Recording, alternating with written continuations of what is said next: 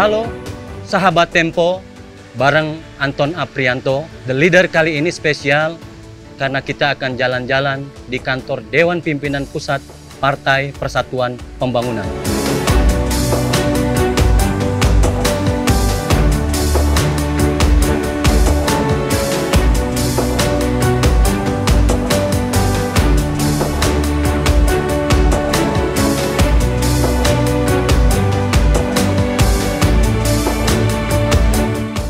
Sebentar lagi kita akan bertemu dengan Ketua Umum Partai Persatuan Pembangunan, Muhammad Mardiono. Assalamualaikum. Waalaikumsalam. Maaf ya, nunggu terlalu lama. Alhamdulillah Bapak, santai aja. Selamat.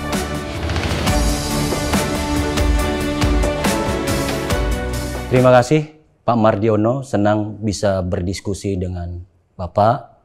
Kami mengucapkan selamat karena terpilih sebagai Ketua Umum Partai Persatuan Pembangunan 5 tahun ke depan.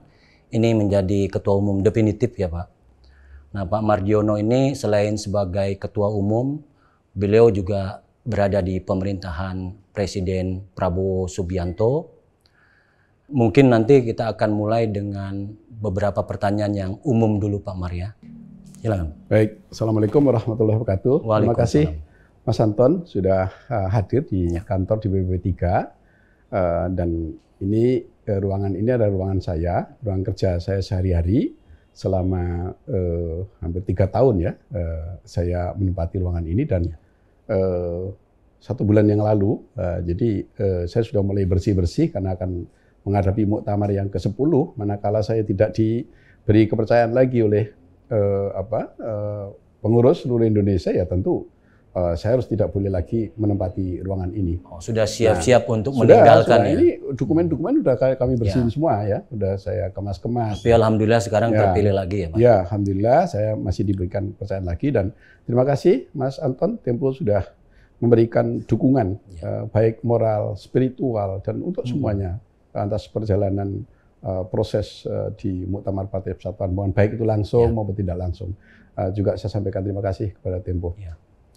Nah, gimana Pak? Sekarang kan Bapak sudah definitif terpilih. Surat Kementerian Hukum juga sudah terbit yang mengesahkan kepengurusan Pak Mardiono.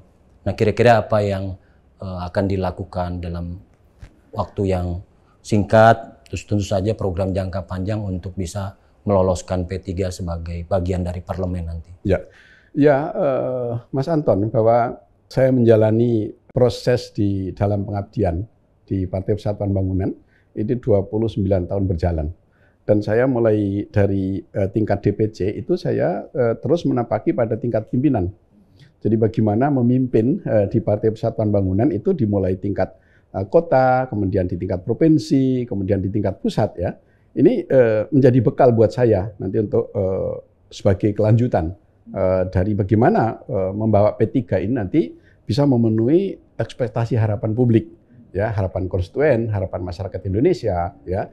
Tentu karena P3 adalah lahir sejak tahun 73 yang menjadi rumah besar umat Islam karena Partai Persatuan Pembangunan didirikan oleh para pendiri negeri ini diperuntukkan untuk sebuah perjuangan bagi umat Islam di mana Indonesia memiliki jumlah penduduk yang mayoritas ya 85% ya penduduknya adalah Muslim. Oleh karenanya tentu kita berkewajiban untuk membawa cita-cita umat yang diamanatkan kepada kami. Nah, tentu jawaban yang harus saya sampaikan bahwa tentu karena kita sadar sepenuhnya bahwa pada pemilu tahun 2024 yang lalu ya kami tidak lolos di parlemen. Tetapi Mas Anton bahwa berdasarkan seluruh proses pemilihan umum yang sudah kita jalani ini kita memotret dari kekuatan politik di tingkat grassroots ya, baik itu DPC, PAC, kemudian DPC, kemudian tingkat wilayah dan seterusnya, kami masih terstruktur secara baik, jadi artinya kita masih punya modal yang kuat. Nah, seiring dengan proses perjalanan saya selama saya mengabdi di Partai Persatuan Pembangunan, ya tentu ini adalah menjadi modal yang besar bagi saya untuk memimpin P3 dalam membawa nanti pemilu tahun 2029. Bapak juga dikenal sebagai seorang pengusaha. Nah, dan di P3 juga orang lama lah ya, karena pernah duduk sebagai wakil ketua umum, majelis pertimbangan di situ. Ada bedanya nggak sebenarnya nanti mengelola partai yang basisnya adalah umat Islam dengan gaya Bapak memimpin perusahaan yang selama ini kan orang melihatnya cukup berhasil? Ya, tentu mengelola sumber daya manusia itu tentu sesungguhnya sama ya. Apakah itu pengelolaan sumber daya manusia di bidang organisasi politik, ya, organisasi sosial, kemudian di organisasi perusahaan itu sama. Ya tujuannya juga setiap kita berorganisasi itu untuk mencapai sebuah tujuan, yaitu tujuannya adalah kemenangan. Ya, hanya bedanya memang kalau di politik ini ya ini cenderung orientasinya pasti loss, ya, tidak profit. Tapi kalau di dalam perusahaan itu kan orientasinya tujuannya adalah menang dan profit kan. Itu kalau setiap perusahaan seperti itu. Sehingga kalau mengenai pengelolaan dalam menghadapi persoalan sumber daya manusia ya tentu saya sudah mengalami perjalanan panjang bahwa saya juga pernah memimpin organisasi baik itu di tingkat nasional maupun di tingkat daerah ya. Selama 40 tahun ya saya memimpin organisasi baik di dalam organisasi pengusaha ya maupun organisasi-organisasi yang lain. Saya juga pernah mengantongi pengalaman itu. Nah, di dalam politik khususnya di P3, alhamdulillah saya telah dibekali bahwa saya sejak 29 tahun yang lalu ya, saya menginjakkan kaki saya di Partai Persatuan Bangunan, saya tidak pernah bergeser ya, dan saya juga tidak pernah berhenti ya di dalam pengabdian saya selama di Partai Persatuan Pembangunan ini. Nah, sehingga ini tentu menjadi bekal bahwa dalam kehidupan itu pasang surut, ya itulah perjuangan, itulah hasil. Tetapi proses itu harus memang kita berjuang. Kalau kita tahu, Mas Anton, Pak Presiden kita, Pak Prabowo Subianto, orang kalau melihat hasilnya sekarang terlalu pendek, ya. Tapi kalau kita melihat prosesnya, mungkin orang terlalu lelah akan memandang itu. Bagaimana Pak Presiden itu 20 tahun lebih ya berjuang sejak beliau mengikuti konvensi Golkar. Kemudian jatuh bangun juga sama, beliau hadapi juga. Nah, itulah sebuah perjuangan. Kalau keluarga mendukung, Pak? Bapak aktif sebagai saya kebetulan pimpinan partai. Ya, kebetulan saya Mas Anton, keluarga ini tidak banyak yang ikut, ya, baik di dalam dunia usaha, ya, maupun di dalam dunia perpolitikan. Jadi saya pisahkan antara kehidupan keluarga dan kehidupan politik dan kehidupan bisnis. Jadi ketika dulu anak-anak masih kecil ya tentu istri saya mengurus anak-anak. Anak-anak berada di dalam dunia belajar ya, belajar berproses. Sampai sekarang saya juga tidak memaksakan untuk anak-anak saya ikut gabung dalam politik, dalam kepengurusan partai juga saya tidak. Begitu juga Mas Anton, karena saya diberi amanah ada 3. Yang pertama adalah sebagai ketua umum partai politik dan sebelumnya juga ketua wilayah ya dan seterusnya. Kemudian di dalam dunia usaha juga saya selalu menjadi seorang top leader karena itu kemudian perusahaan-perusahaan saya itu semua pemegang sahamnya saya sendiri. Nah, kemudian sekarang saya juga sedang diberi amanah sebagai utusan khusus presiden dan saya sudah 6 tahun ini. Pertama saya menjadi anggota Dewan Pertimbangan Presiden di awal masa pemerintahan Bapak Presiden Joko Widodo. Dan kemudian di tengah-tengah saya berubah karena jabatan itu tidak boleh diduduki oleh seorang ketua umum partai politik. Nah, sehingga saya bergeser menjadi utusan khusus presiden bidang ketahanan pangan dan pengentasan kemiskinan. Yang terakhir di masa pemerintahan Pak Presiden Prabowo Subianto saya juga diberi amanah lagi untuk menjadi utusan khusus presiden bidang ketahanan pangan. Nah, saya tidak mencoba saya pisahkan antara tugas negara ya, tugas politik Partai Persatuan Bangunan dan juga tugas-tugas yang kaitannya dengan bisnis-bisnis saya. Alhamdulillah saya tidak mencampur adukkan antara tugas-tugas saya itu semua. Nah, untuk sesi yang pertama saya mencoba menyimpulkan, Pak. Tapi yang pertanyaan ini rasanya sih lebih penting ya. Ya. Kita tahu bahwa P3 itu riaknya itu sangat kuat. Kalau kita lihat story dan sejarahnya P3, ya. Tekanan dari dalam juga tinggi, tekanan dari luar juga tak kalah tingginya. Tekanan-tekanan politik di dalamnya ya. Nah, itu gimana Pak Mar? Iya, Mas Anton. P3 ini yang tadi sudah saya sampaikan partai tua yang berdiri sejak tahun 1993. Dan partai ini berdiri memang mengarungi proses perjalanan yang sangat demokratis ya. Karena di P3 ini nyaris tanpa pemilik. Jadi pemegang sahamnya itu banyak ya. Nah, kemudian dari selama ini saya memimpin di tingkat pusat, itu saya alhamdulillah diberikan kesempatan ya, saya keliling seluruh Indonesia. Nah, sehingga saya coba untuk lebih banyak untuk menyerap aspirasi-aspirasi dari tingkat bawah. Setelah itu kemudian saya simpulkan kalau saya lihat dinamika yang terjadi di antara paling bawah, menengah, dan atas ya, itu persoalannya sebenarnya lebih banyak itu ada di dalam, ya, di dalam internal. Ya, kalau di eksternal itu sebenarnya P3 baik-baik saja, artinya tidak ada riak-riak yang muncul dari eksternal yang soal P3. Respon publik terhadap P3 juga masih baik, karena saya juga mengelilingi Indonesia. Nah, di internal inilah memang menjadi tantangan besar yang harus kita bekerja keras ya untuk merapikan, termasuk dari, karena P3 itu adalah berasal dari fusi-fusi ya, dari 4 fusi ya, maka tentu di dalam fusi-fusi itu masih meninggalkan ya aliran-aliran sejarah kepentingan yang tentu ada berbeda-beda. Bisa kita baca setiap muktamar ya, itu pasti ada dinamika-dinamika di mana di situ kedudukan misalnya ketua umum, kemudian sekjennya ya, dan komposisi dalam kepengurusan. Nah, baru akhir-akhir ini saja untuk tidak menjadi hal yang fundamental ya, tetapi juga harus menjadi perhatian bagi saya nanti untuk ke depan bagaimana mengharmonisasi di dalam internal kita itu sehingga kita berjuang itu bisa membangun sesuatu kekuatan yang hakiki. Jadi kalau kita beribadah ya, kalau kita semua menjalankan ibadah sholat ya, kan sendiri juga boleh ya, tapi kita menginginkan jamaah supaya kita mendapatkan pahala yang sangat besar. Ya. Berjuang juga demikian kiranya. Jadi kita berjuang sendiri-sendiri, rakyat Indonesia di dalam negara demokrasi juga boleh, sendiri-sendiri boleh, menyuarakan pendapat, aspirasi boleh. Tetapi berjuang yang secara bersama-sama, ya itu akan lebih memiliki kekuatan. Ya, oleh karena itu perjuangan partai politik ya harus kolektif, harus membangun sebuah kekuatan yang hakiki.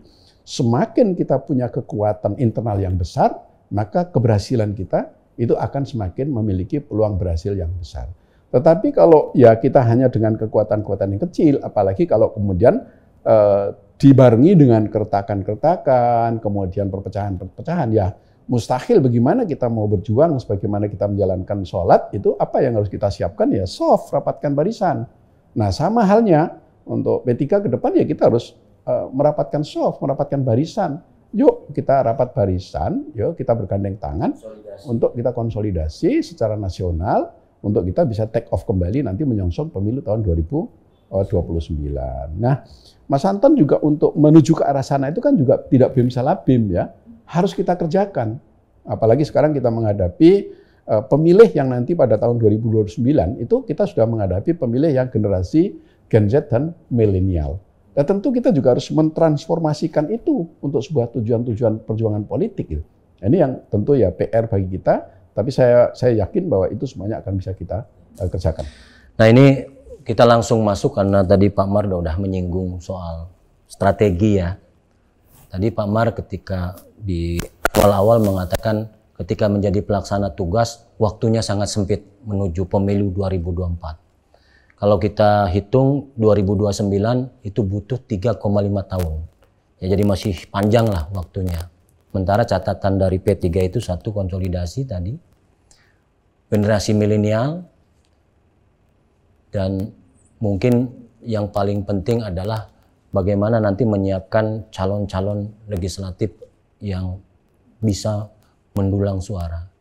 Nah, mungkin bisa dikasih gambaran strategi yang prioritas agar tentu saja tujuan utamanya kan yang nomor satu itu lolos parlemen seperti itu ya Pak Mar. Nah mungkin bagaimana kemudian nanti Pak Mar menciptakan strategi-strategi yang kira-kira efektif untuk kembali meloloskan P3 ke parlemen?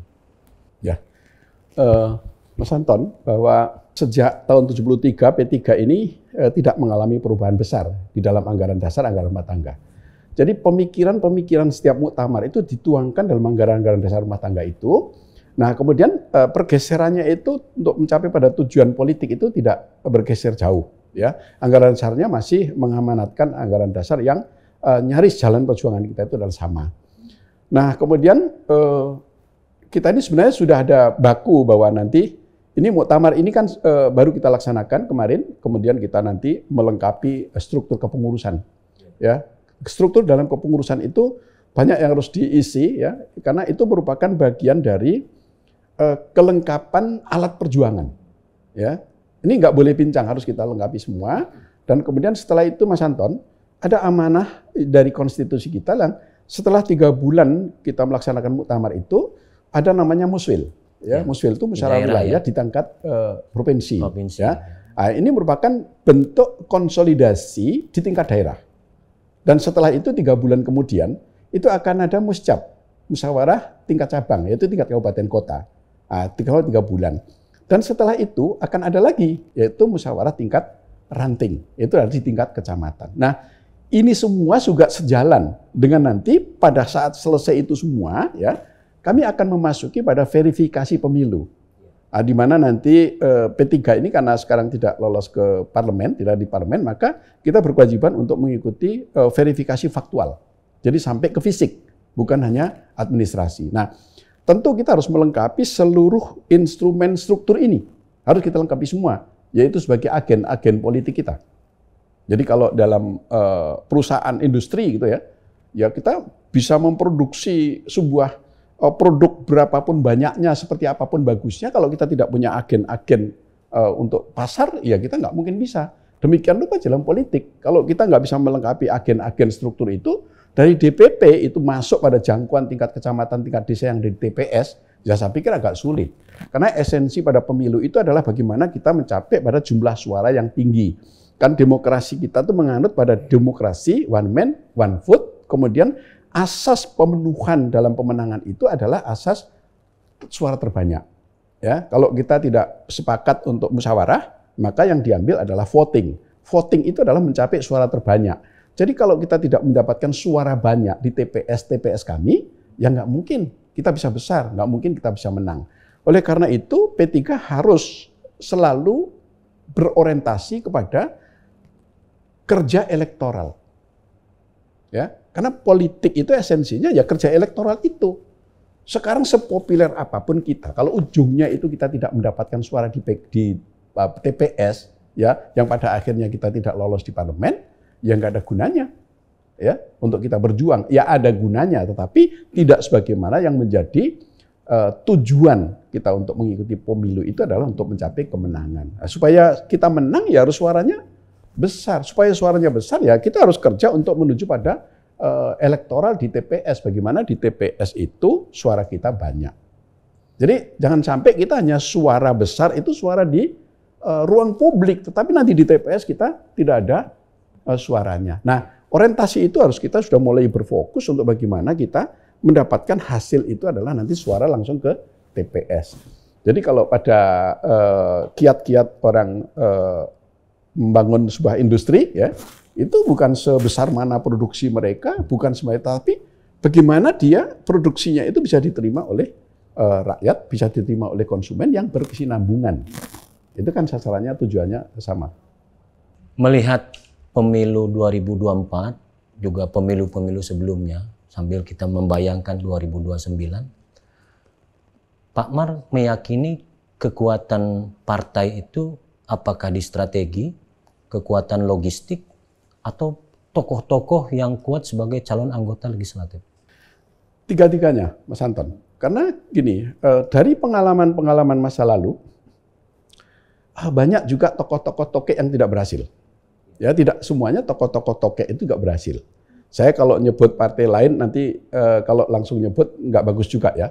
Tetapi tentu Mas Anton juga tahu ada partai yang milik toke.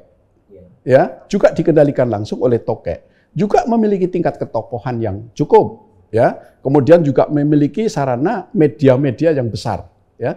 Tapi toh tidak berhasil juga. Nah, jadi kalau hanya mengandalkan satu sisi, saya pikir juga belum tentu akan berhasil. Kemudian banyak juga ya tokoh-tokoh kita yang mencalonkan diri di DPR, ya, dengan mengandalkan kekuatan-kekuatan logistik. Itu juga tidak semuanya berhasil. Jadi juga harus ada strategi, iya, didukung oleh kekuatan logistik, iya, tetapi yang paling utama bagi saya adalah jaringan, ya, agen-agen pasar, ya. Bagaimana kita mau meraih suara di TPS kalau kita tidak punya agen keterwakilan untuk bisa memenuhi TPS itu?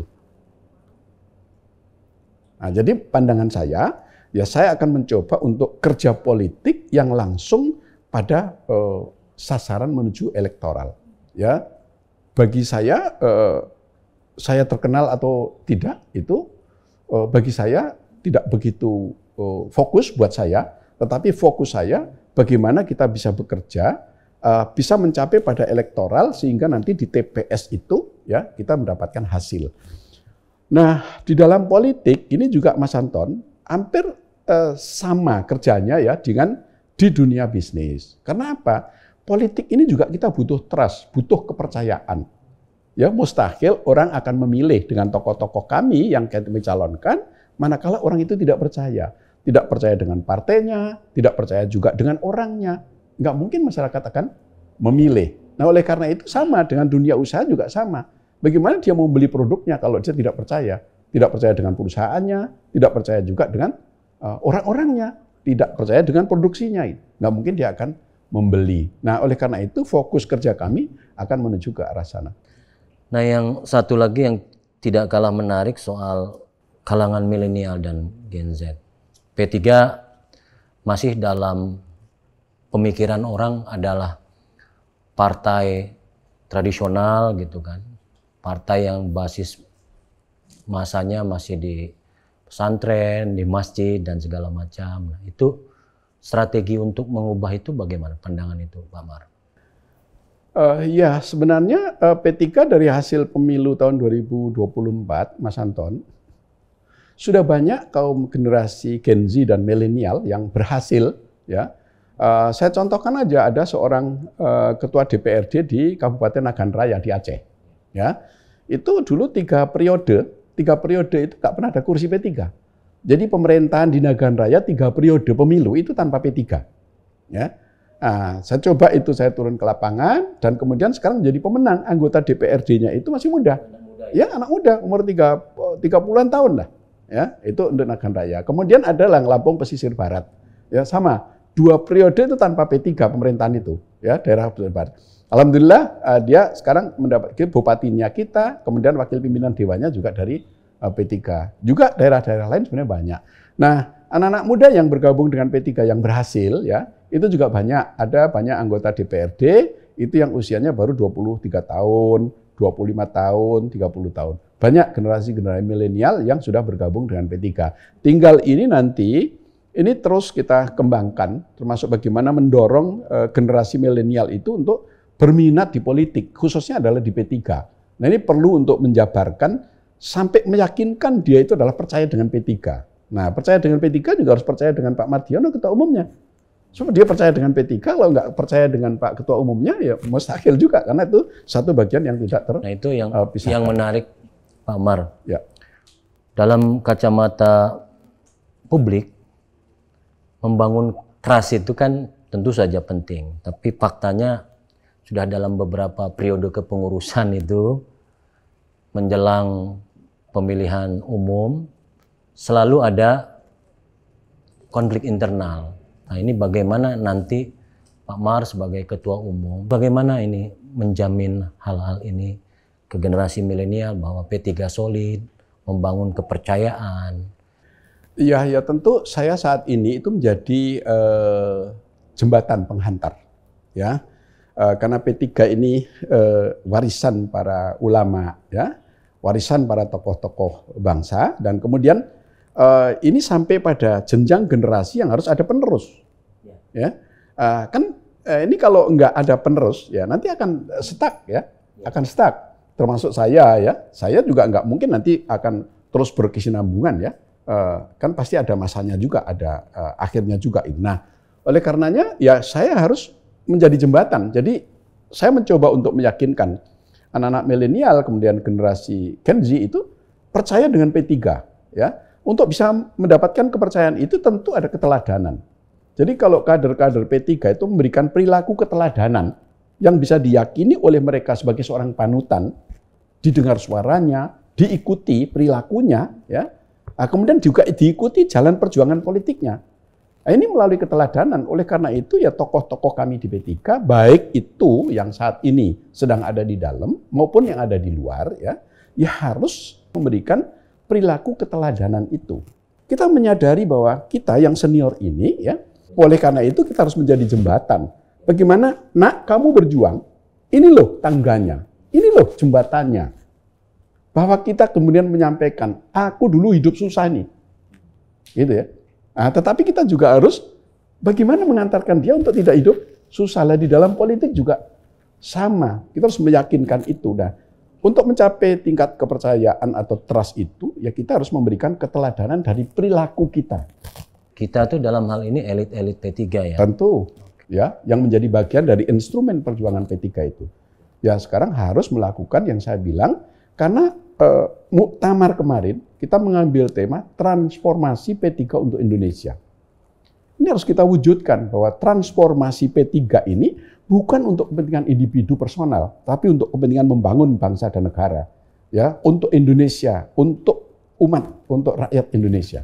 Nah, ini ada dua hal lagi yang rasanya sih penting untuk dijawab oleh Pak Mardiono sebagai Ketua Umum 5 tahun ke depan. Ini yang tentu saja selalu menjadi sorotan media sebelum menjelang pemilihan umum, ya. Pilihan terhadap calon presiden. Di muktamar kemarin sudah ada rekomendasi ke arah sana? Belum, Mas Anton. Bahwa nanti kita akan bekerja selama masa kita melakukan konsolidasi nasional maupun daerah, ya, dari konsolidasi daerah maupun nasional, ya tentu kita akan menyerap aspirasi rakyat. Tetapi garis besar secara umum, ya, secara umum garis besarnya bahwa saya saat ini juga sedang diberi amanah, ya, di dalam pemerintahan, ya, Pak Presiden Prabowo Subianto. Ya tentu kita kan menginginkan hari ini itu pemimpin yang terbaik lah, yaitu Pak Presiden Prabowo Subianto. Bagaimana perjalanan selama 1 tahun, ya, banyak kebijakan-kebijakan yang sudah langsung mengarah kepada kebijakan yang pro rakyat. MBG, ya, kemudian Koperasi Merah Putih, ya, kemudian pengobatan gratis, sekolah rakyat. Ini semuanya ditujukan untuk merubah, ya, untuk merubah agar ekonomi itu langsung kita distribusikan ke rakyat langsung. Agen-agen ekonomi itu langsung ke rakyat. Kita butuh pemimpin-pemimpin yang betul-betul memang pro dengan rakyat. Nah, start awal Pak Presiden Prabowo Subianto sudah mengerjakan itu. Jadi ekonomi kerakyatan itu dijalankan sebagai amanat konstitusi Undang-Undang Dasar kita 1045 bahwa pasal 33 bahwa semua hajat hidup perekonomian yang menyangkut hajat hidup yang banyak itu harus dikuasai oleh negara dan untuk kemakmuran rakyat yang sebesar-besarnya. Nah, ini Pak Presiden Prabowo sudah menjalankan itu selama masa pemerintahan 1 tahun. Kan kepemimpinan itu kan bukan kepemimpinan baru, ya, ada warisan sebelumnya. Termasuk sama juga saya, Mas Anton, saya memimpin P3 menjelang pemilu, ya, itu 1 tahun 4 bulan. Tentu saya juga harus menerima warisan-warisan dari masa lalu. Ya, nggak mungkin itu saya pisahkan, ya, yang lalu no, yang baru yes, kan tidak mungkin juga. Nah, itu adalah sebuah keniscayaan baik di dalam kepemimpinan politik, ya, di perusahaan juga sama. Satu lagi, Pak Mar, yang tentu saja perlu saya tekankan untuk nanti kepengurusan Pak Mar ke depan, soal posisi P3. Kita tahu setelah reformasi, Partai Persatuan Pembangunan memilih berada di lingkaran kekuasaan. Nah, seperti apa nanti ke depannya Pak Mar? Strategi untuk 2029 tentu saja. Partai Persatuan Bangunan adalah perjuangan amar ma'ruf nahi mungkar. Ya. Perjuangan amar ma'ruf nahi mungkar itu harus bekerja bersama antara ulama dengan umaro. Ya. Antara proses ideologi dengan proses kekuasaan. Itu harus bersama.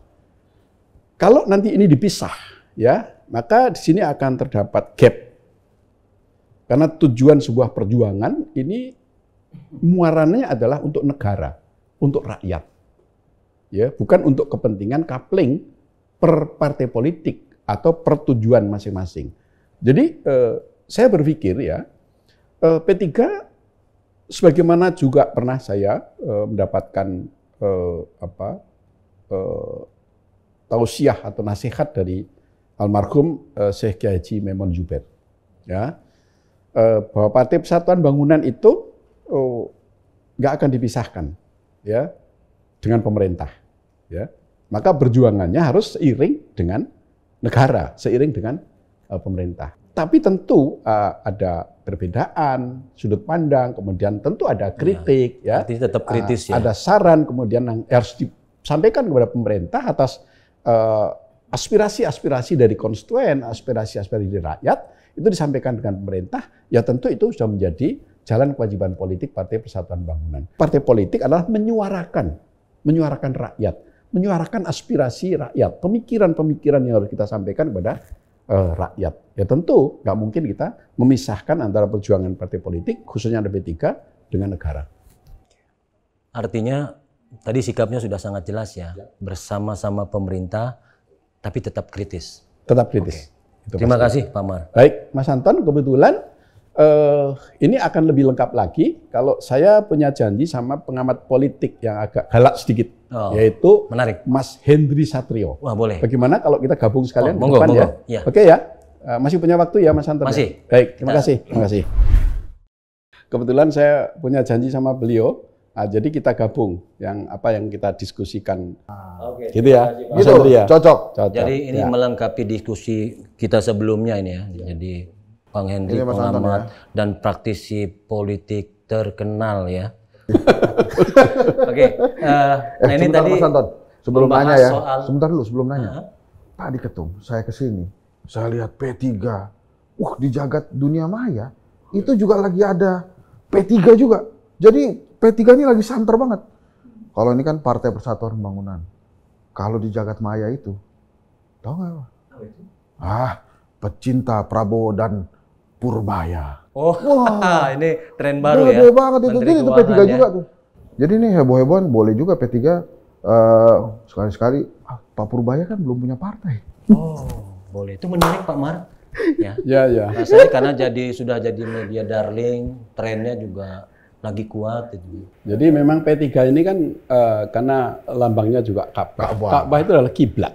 Ya, kiblat untuk memastikan sebuah tujuan yang suci. Nah, jadi nggak ada kata lain. P3 harus terus pasang badan, ya, bersama untuk menselaraskan program-program presiden itu, bagaimana membangun ekonomi kerakyatan. Ini kan Bang Hendri, bidang ketahanan pangan kan? Iya.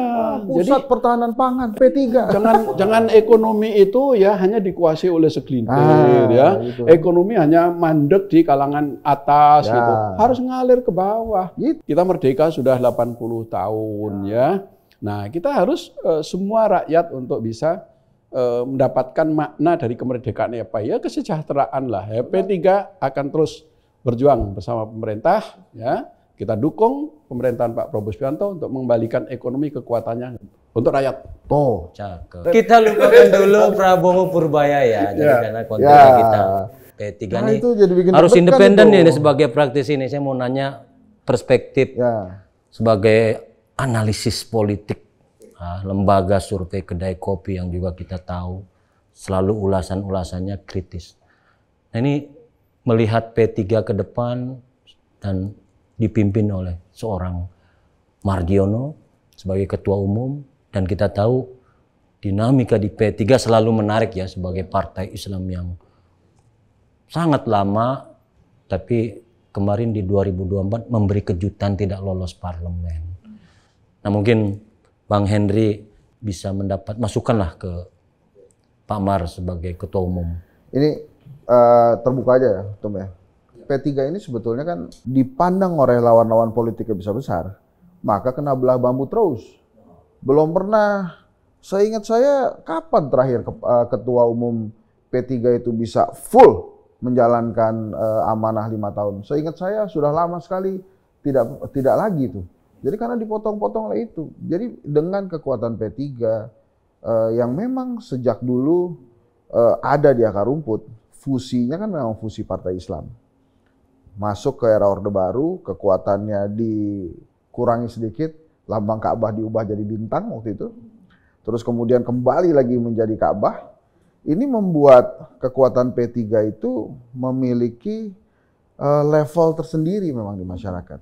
Maka pada saat kemarin nggak lolos, saya yakin betul banyak faktor-faktor yang akhirnya memang menggagalkan P3 untuk lolos ke Senayan. Sebab kalau kemudian ini bisa lolos ke Senayan, mungkin nuansa atmosfer politik saat ini bisa berbeda. Karena P3 punya gini, kan PKB, wah citranya NU. PAN citranya Muhammadiyah. PKS citranya wah liko-liko gitu. P3 ada NU-nya, ada Muhammadiyahnya, punya liko juga. Kenapa? Karena memang dari awal fusi P3 ini memang merangkul partai Islam. Jadi kalau mengulang pertanyaan setelah islah apa yang harus dilakukan, menurut saya serpihan-serpihan itu dikumpulin, dijadiin satu, ditarik lagi masuk. Kemarin aja kan belum selesai tadi saya bicara bahwa belum ada ketua umum sejak lama yang 5 tahun full gitu. Baru mulai muktamar sudah ada 2, alhamdulillah sudah jadi 1 lagi. Terima kasih juga Pak Menkum Supratman Andi Aktas dan Pak Prabowo ya, akhirnya ini menyatukan lagi. Nah sekarang bagaimana caranya semua elemen-elemen itu disatukan lagi? Kan ini pasti tercerai-berai. P3 ini bukan partai lama saya nyebutnya, partai berakar rumput yang kuat. Dulu waktu era Orde Baru nggak ada pilihan lain. Kalau pilih partai Islam, masuknya ke P3. Makanya wajar kalau misalnya kayak saya nih, tinggal di lingkungan Betawi, guru ngaji saya P3. Jadi sebetulnya kalau dikulik, dikumpulkan, itu pasti bisa jadi besar. Memang sekarang zamannya ini yang agak ngeri Pak ya. Jadi sekarang itu dalam politik bahasa rakyatnya itu kuat. Kalau saya nyebutnya bahasa rakyat. Soalnya kan kalau nyebut bansos dan uang nih agak kasar ya. Yeah. Jadi saya nyebutnya ini bahasa rakyat. Jadi semuanya itu akhirnya dihitung dengan bahasa rakyat itu. Suara, bansos, uang. Bansos, uang. Kita bisa saja mengatakan, jangan dong, jangan tukarkan suara Anda dengan bansos. Jangan tukarkan suara Anda dengan uang. Gimana? Memang kebutuhan rakyatnya saat itu begitu. Pendidikan politik demokrasi ini memang salah satu kewajiban partai politik. Maka ya jadi rahasia umum. Semua partai politik mesti punya waktu yang kuat kan? Gitu.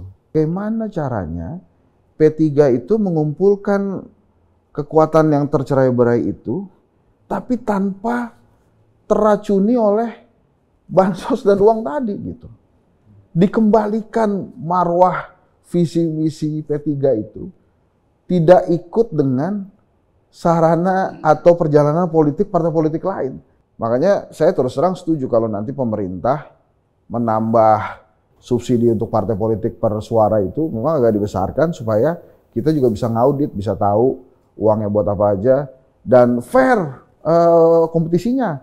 Kalau sekarang kan susah ya, kita bisa melihat pasti yang bisa menang itu adalah partai-partai politik yang tajir.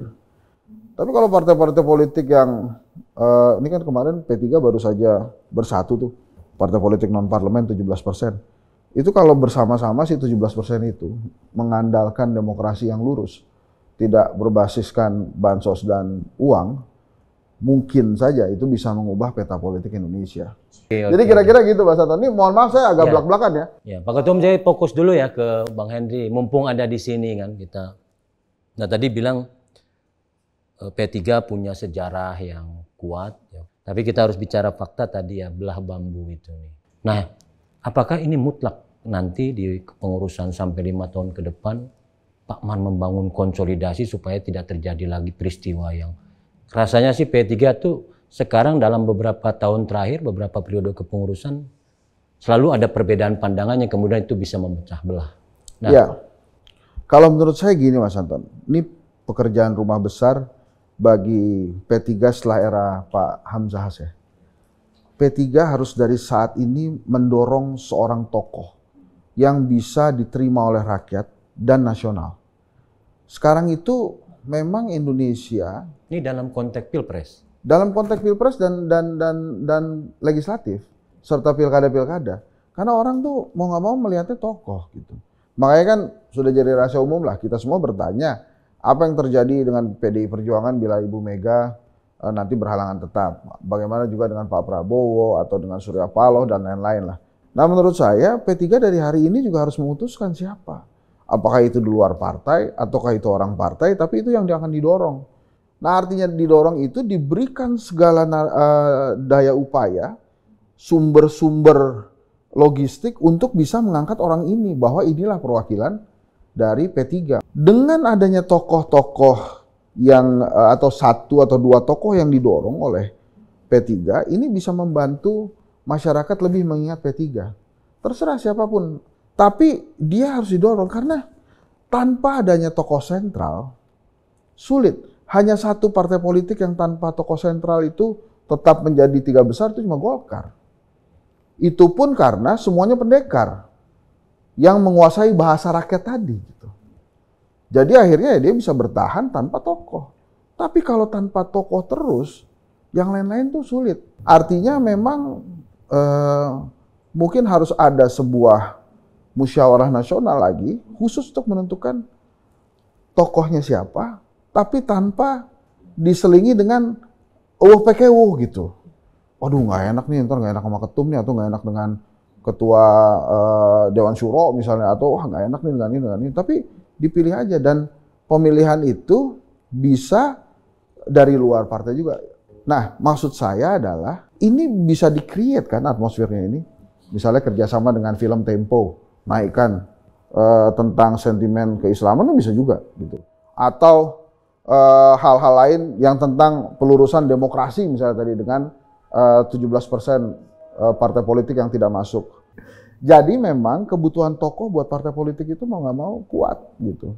Kecuali memang akar rumputnya P3 ini diingatkan lagi. Dulu kakek lu tuh P3 loh.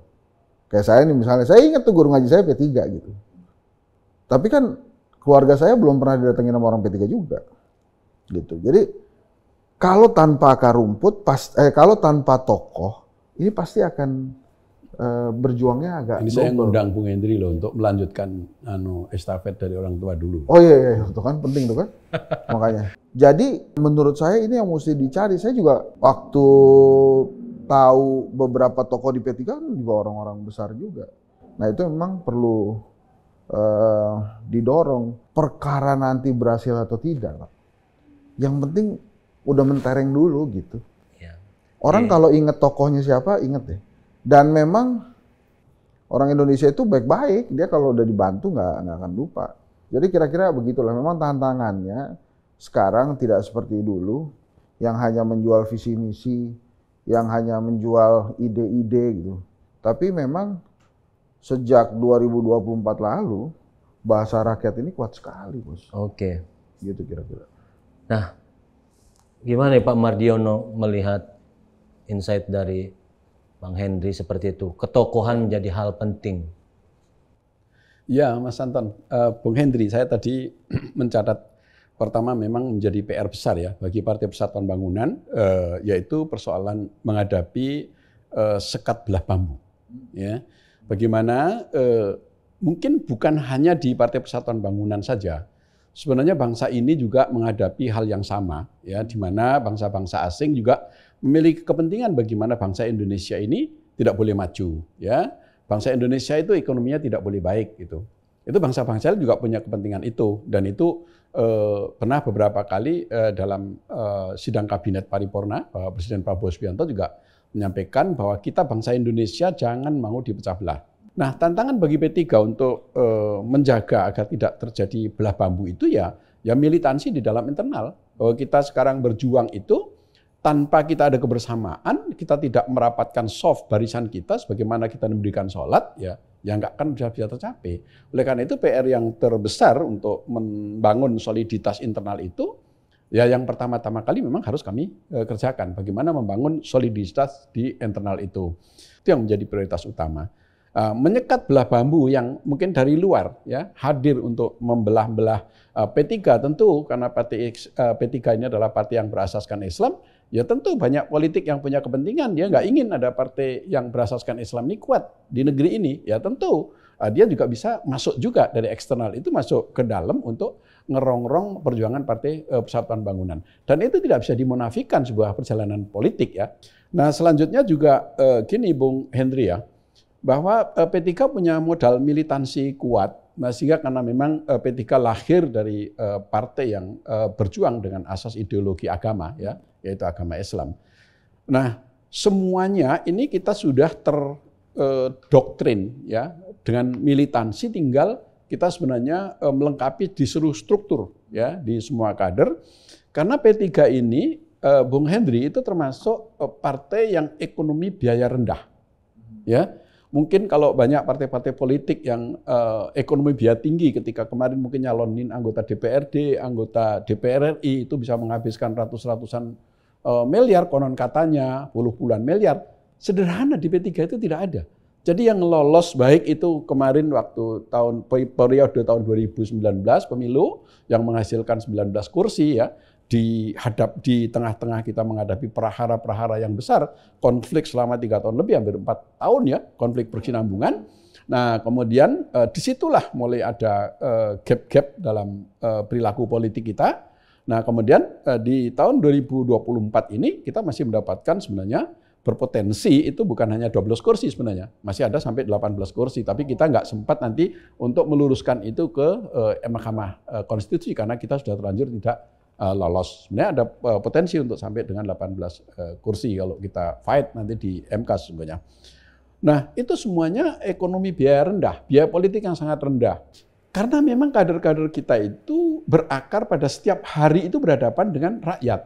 Termasuk memenuhi ekspektasi kebutuhan sosialnya masyarakat di dalam keagamaan. Misalnya ustadz-ustadz yang ada di desa, ada kematian, mereka sampai ke liang lahat ditungguin. Ntar nungguin Pak Ustadz yang membacain talqin.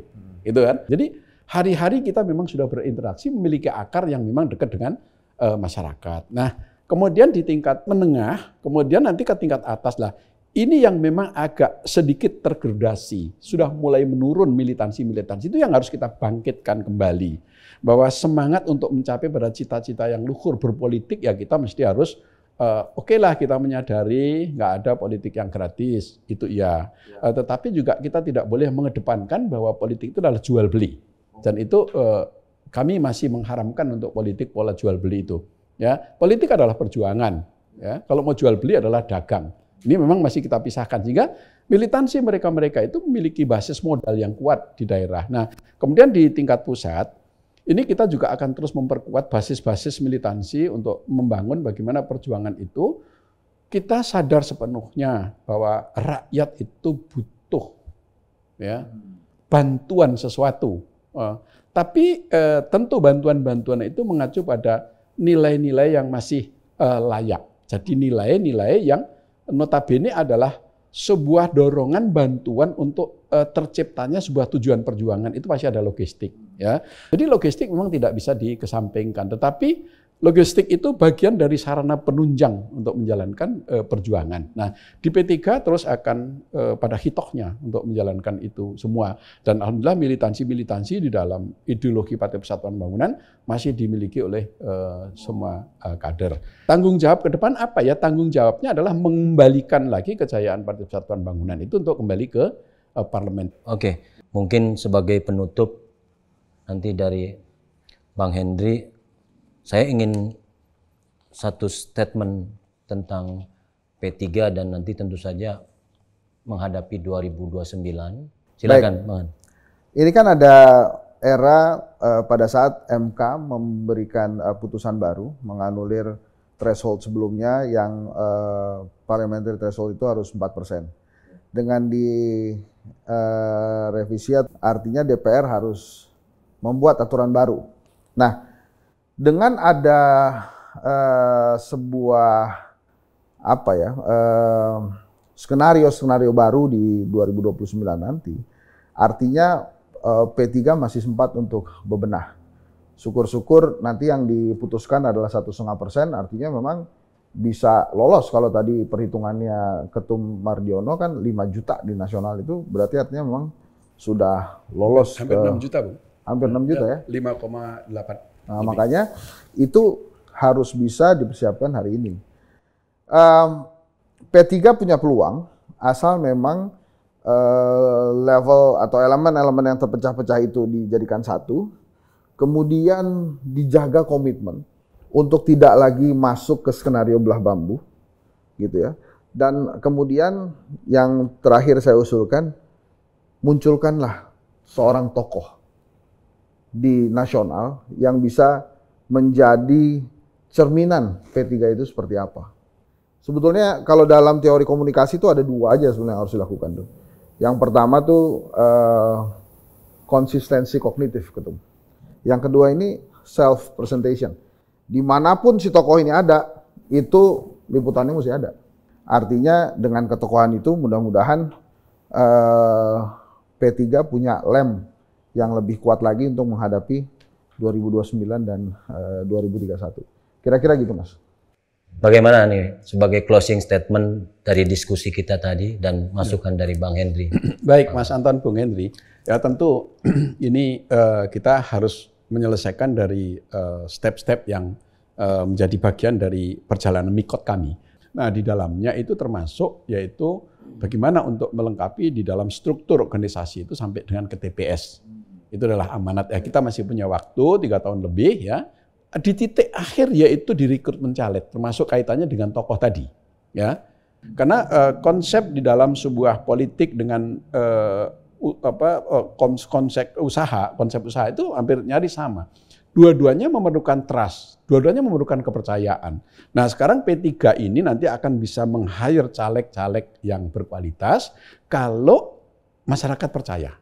Percaya dengan P3, ya percaya juga dengan ketua umumnya, ya percaya juga dengan para pengurusnya. Itu adalah penentu. Tapi langkah awal itu adalah soliditas di dalam organisasi ini adalah menjadi prioritas utama, termasuk menjaga tadi Mas Hendri, yaitu agar tidak terjadi belah bambu. Ini yang memang harus harga mati, itu harus kita lakukan.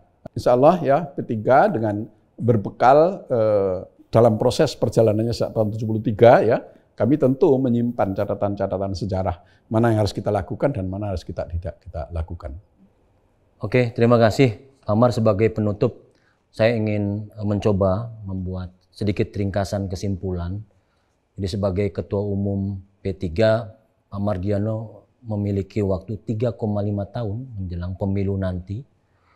Tidak hanya bermimpi untuk mengembalikan P3 kembali ke parlemen dengan membangun tadi konsolidasi, membangun trust kepada para pemilih terutama generasi milenial dan Gen Z, dan juga bagaimana mencoba menarik ketokohan baik itu nanti dari para caleg atau misalnya mengundang tokoh-tokoh lain yang masuk. Dan ini yang juga tidak kalah penting adalah tidak terjadinya lagi belah bambu yang selama ini memang kerap menggerus suara P3 menjelang pemilihan umum. Terima kasih Pak Mardiono, Bang Henry atas kehadirannya dalam episode The Leader kali ini.